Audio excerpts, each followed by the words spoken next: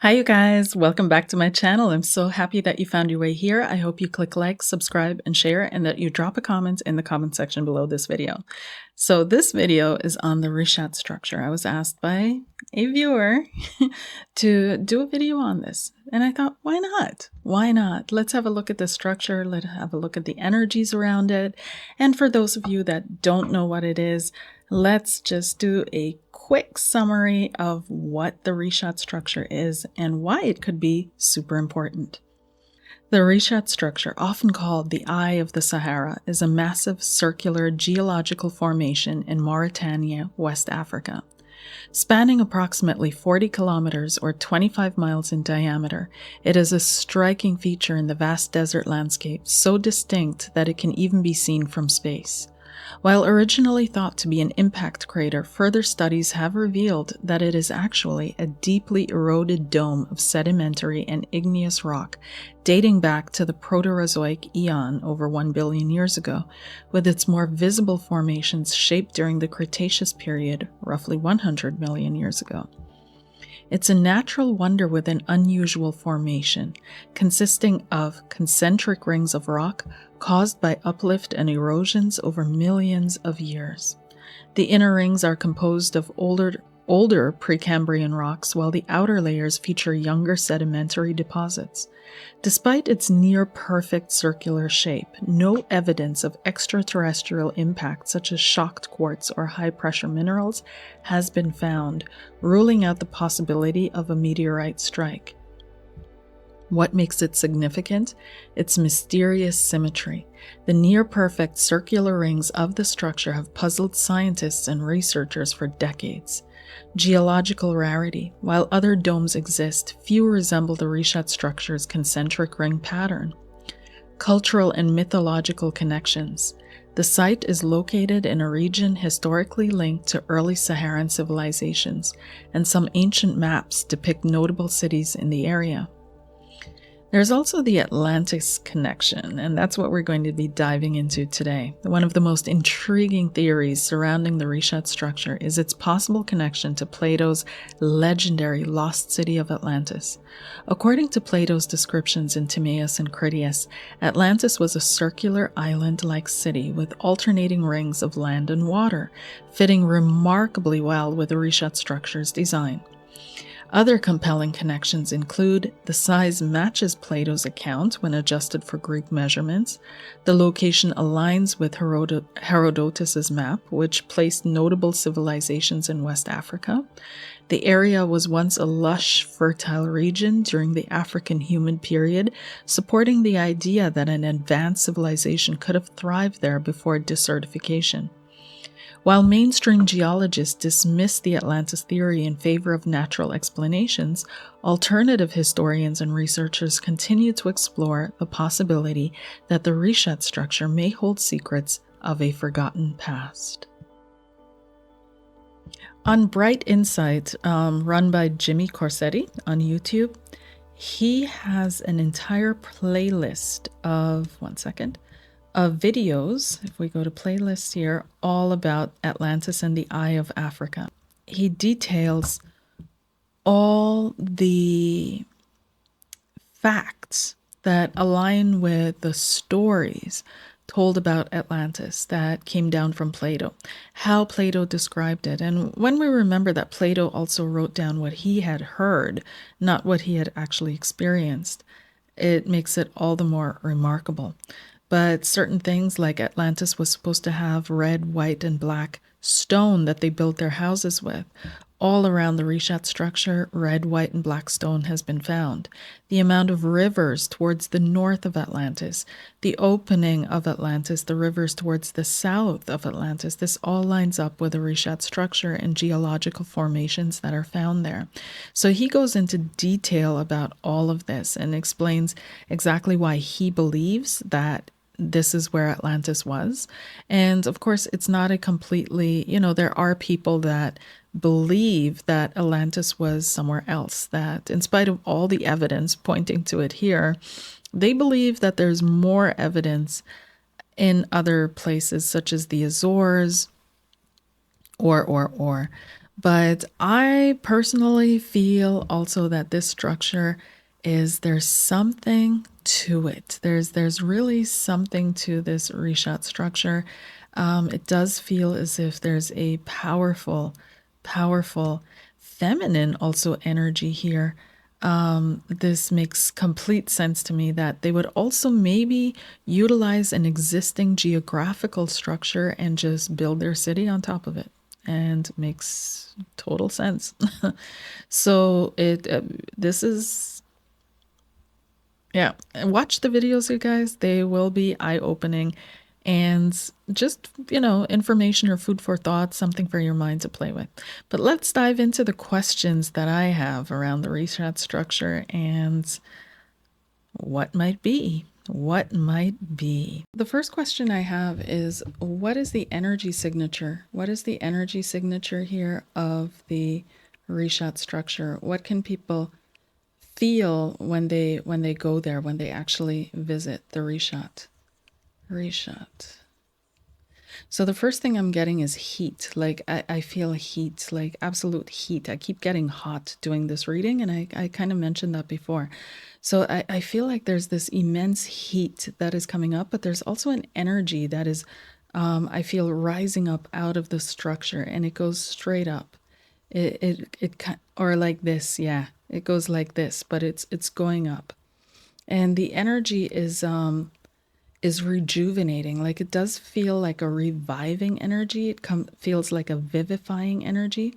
I do feel like people feel initially drained when they go there, but actually over time, the energy kind of rejuvenates your body. It rejuvenates you. It feels very feminine, but it's not a feminine that we're kind of, it's not this nurturing, all-encompassing feminine. That's not the feminine energy that this is. This is lively. There's a quirk to it. It's lively, it's fresh, but it's also old simultaneously. It feels very, very old. There's also something I wanted to say, almost reptilian there. I'm not quite sure if this is that ancient war that was even before the Atlanteans.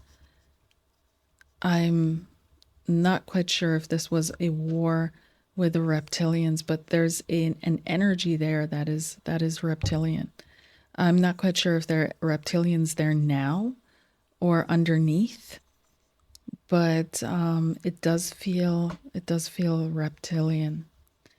It also feels, there's something about space and the moon. It must be an amazing place to just sit and watch the stars at night.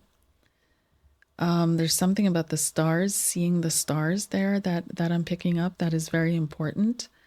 I'm not quite sure if the ancients navigated by the stars that they saw. I mean, it's highly likely. Rishat. So the energy signature, I'd say, is definitely, there's something swirly, but it's also very direct. It's very direct. Okay. Was this place once inhabited by an advanced peoples? Was this place once inhabited by an advanced people? And I'm getting a loud and clear yes, a joyous yes. I hear singing. I hear there was advancement, singing, poetry. There was something about poetry that was super important to this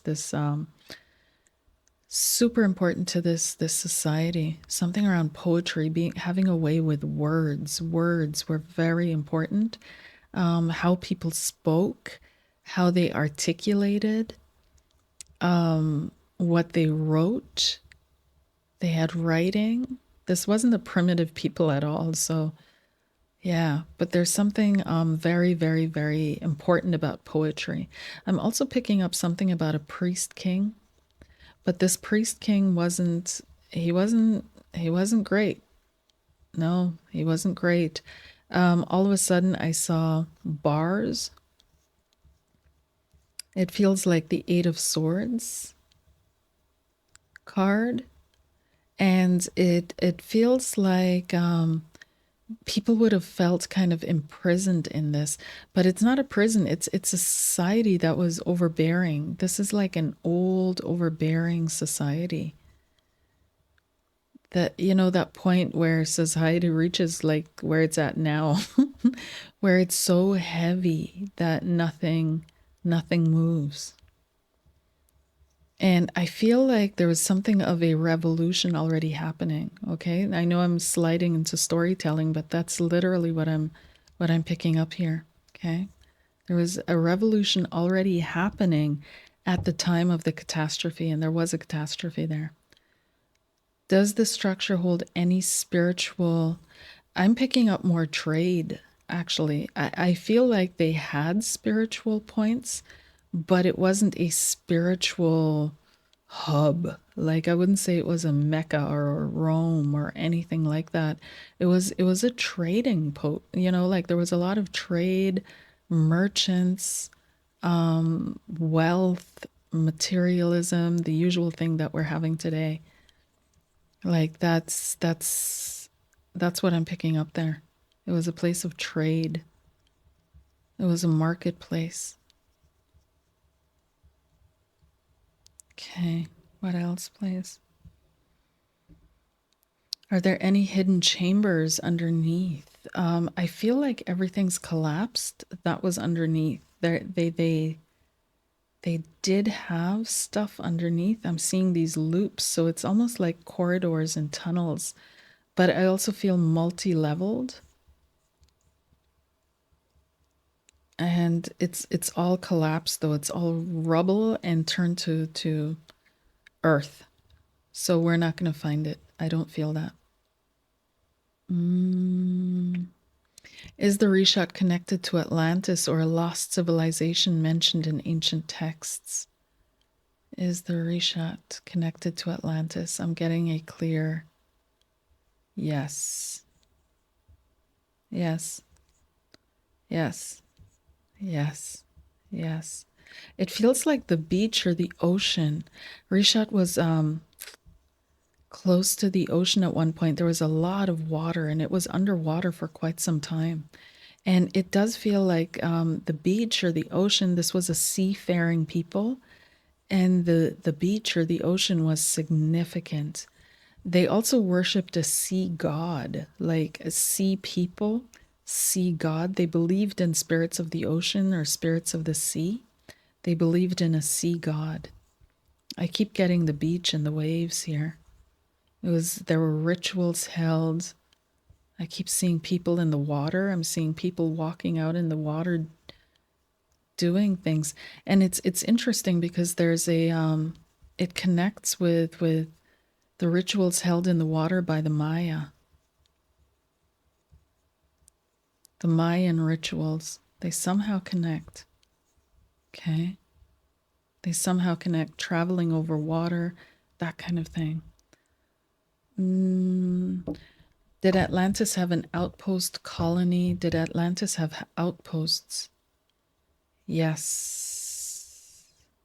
I'm hearing yes. I'm hearing Atlantis had outposts. Not the way that we imagine today, but it had influence. Let's put it that way. It had influence over other areas, influenced others. So it wasn't a direct colonizer but it had influence. What caused the civilization, if it existed, to disappear?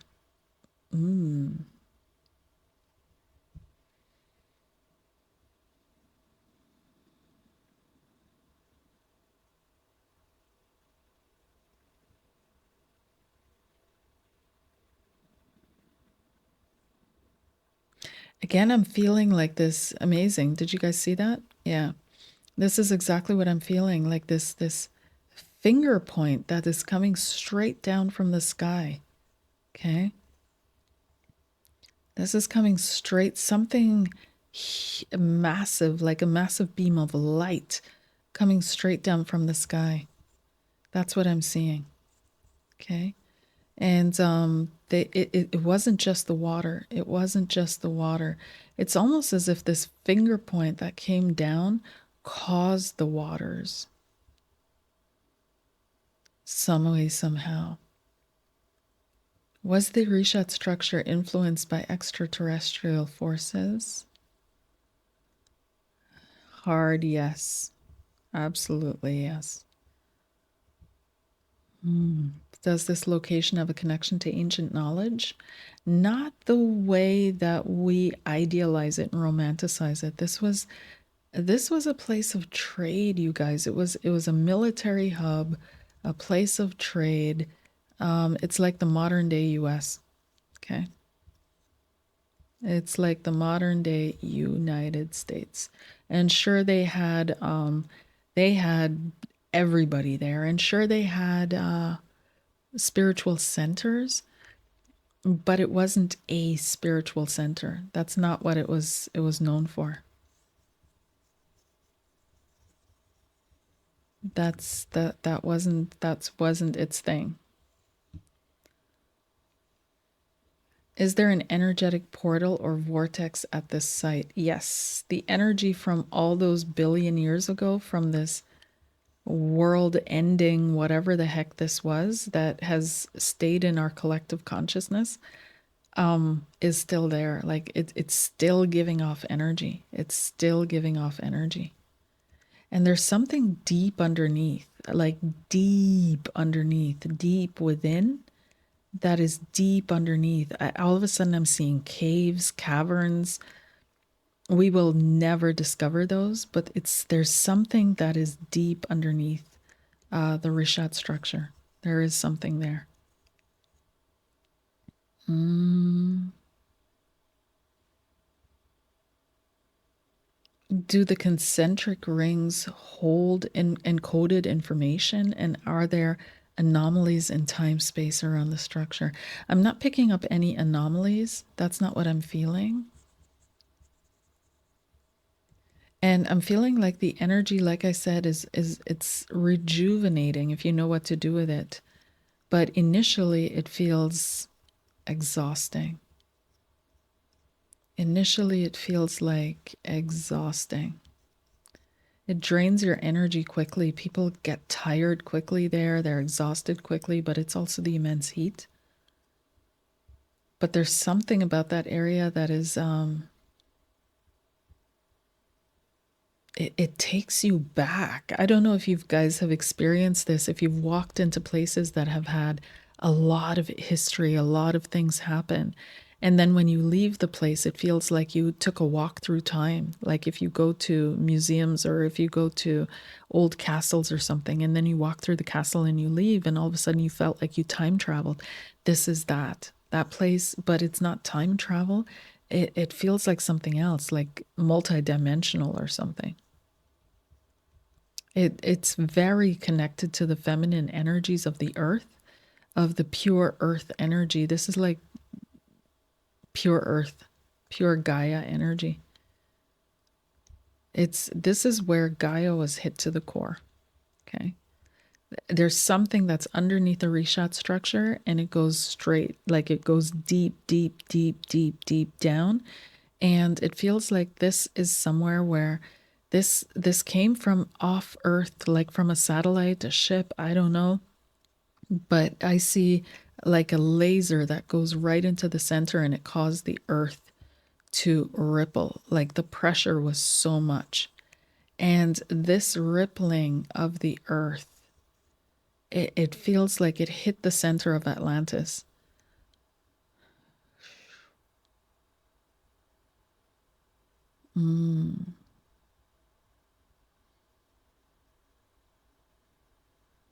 And it may have caused the flood. It may have caused the flood. Yeah. Okay. What else am I picking up? Is there still an active energy field? Yeah.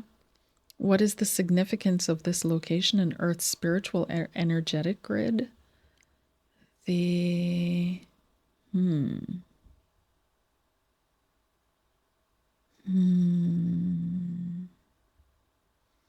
significance of this location in the Earth's spiritual or energetic grid.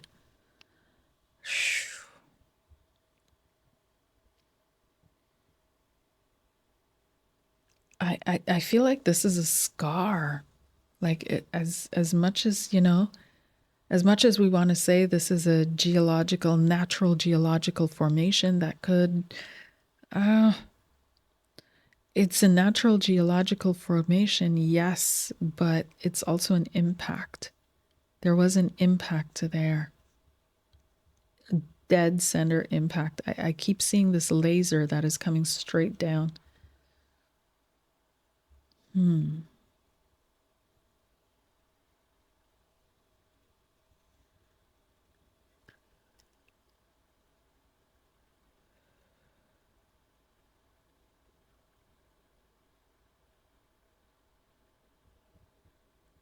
What lessons does the Richat structure hold for humanity today? It's a place where we can now connect to the earth very strongly, like reconnect to earth and her history. It's almost as if in our modern times, we've completely lost that connection. We don't even value it, you know?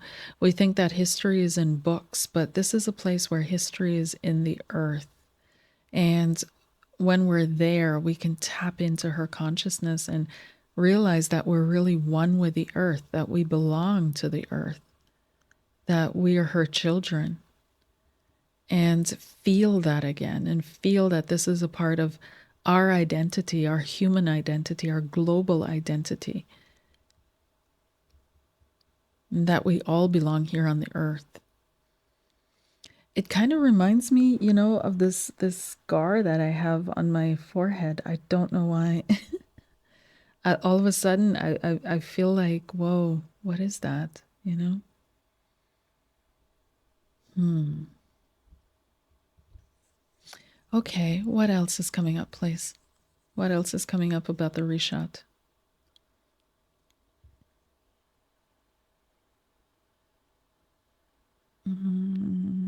How can those drawn to this site best connect with its wisdom?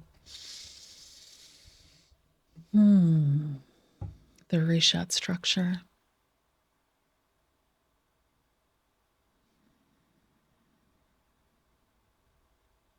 Oh my gosh, I just heard loud and clear. It's not natural. Like loud and clear. It's not natural. They'll want to tell you it's natural. They'll want to explain and find explanations for how it is natural. But if it were natural, it would repeat itself. You'd find this in more places than one, because there would be similar results to similar conditions elsewhere. But this is unique. It's absolutely unique. And it's a scar. It's not natural, you guys. This is billions of years old, and I do feel distinct reptilian energy. I'm picking up that signature and I know it.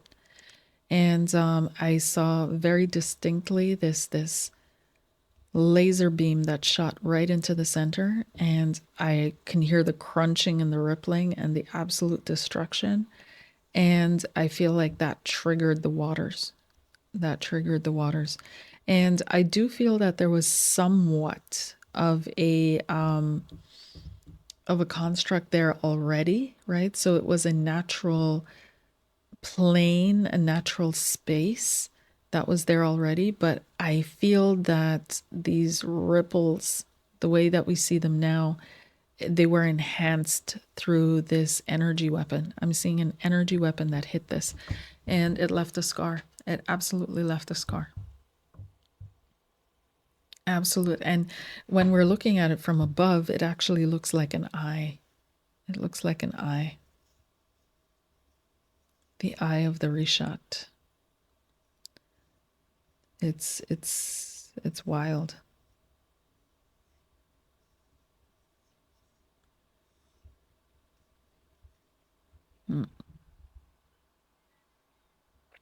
So when we're looking at it from above, I don't know, are you guys seeing it? No, you're not. I'm in front of it. So when you're looking at it from above, the Richat looks like this, actually. Yeah. This was the plane that they built in. And for whatever reason, they built it circular. And here there's some kind of an access. The rivers flowed from here like lashes. But it's an eye. But I see this hit, this targeted direct hit into it. So something happened. I can't see what happened. It might have been part of the intergalactic war. It might have been, I'm not quite sure. I don't know. That's what I'm seeing. That's what I'm getting, you guys. So that's what I'm giving here. Oops. Where'd it go?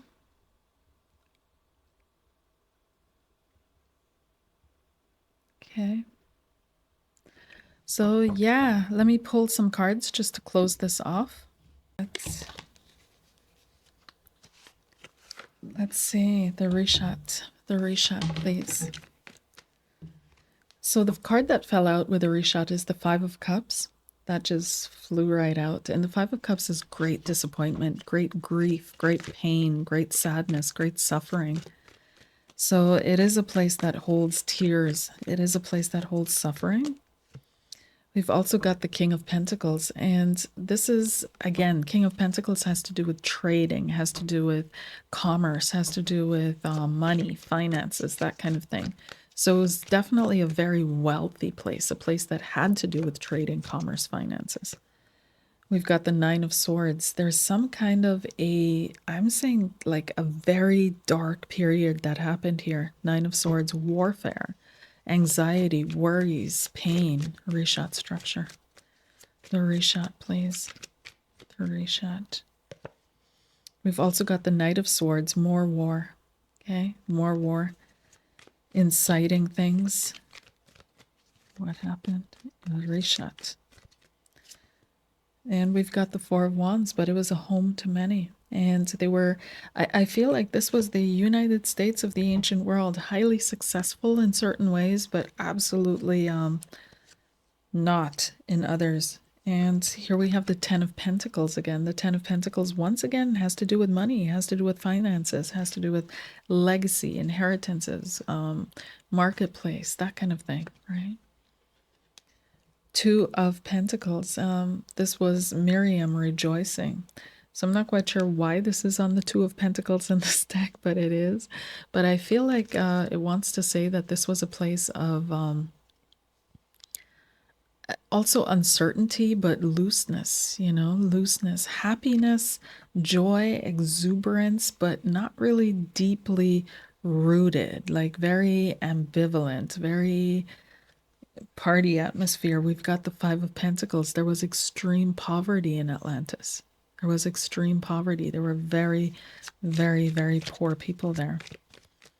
Also, Atlantis may at some point have felt like isolated or disconnected in a certain way. We've got the Four of Cups, disappointment. Okay. Disappointment. So yeah, they were, this is not, they were stargazers, the Three of Pentacles. Okay. They really made a focus on the stars. We've got the Queen of Swords and their justice system, their regulations, bureaucracy. This was not what we expect Atlantis to be. Like, so many of us think Atlantis and we think, oh, priests and priestesses and temples and all of this stuff, but it wasn't like that. What I'm picking up in the energies that I'm getting from it was a place of trade. They had a huge port. They were seafaring. They worshipped sea beings or creatures of the sea. They worshipped sea gods or sea spirits, but they didn't really get stuck on it. It was a place of hedonistic, lots of poverty. It wasn't all high flying. There was tons of poverty as well. I'm getting the feeling that there was a lot of abuse. Like, that's what I'm picking up. Like, a lot of abuse of a lot of things, of the earth, of other people, abuse of the system. It was a cold system that ruled Atlantis. And it wasn't this warm, fuzzy, highly spiritual place, like, at all. That's not what I'm picking up. This could also be that it was only during wartime, because I keep picking up this war, I keep picking up this laser that is coming straight from the sky. What is that laser, please? Here we have it. I ask, what is that laser, please? And it points straight from the sky, the Ace of Swords. This is what came up before. These are flying beings, or beings that knew how to fly, or master flight. And I don't think Atlantis had it at that point. The Hermit. Okay, again, this priest king. And I feel like this priest king must have survived the downfall. They were stargazers. They were absolutely stargazers. They were astrologers, astronomers. They were stargazers. Okay. So that's what I'm picking up, you guys, and I'll leave it at that. And I hope we find out one day, I hope we find out one day what really happened, and if this was Atlantis, and if Atlantis really existed. That would be such an amazing story. I think the entire world would go, wow, and it would just reconnect us all on a certain level. And to find this out, I feel like that could be one of the unifying stories of humanity, actually, where we all could tap into something together. That would be amazing. So in any case, I hope you enjoyed, and I hope it gave you food for thought, and I'll see you on the next one. Take care. Bye.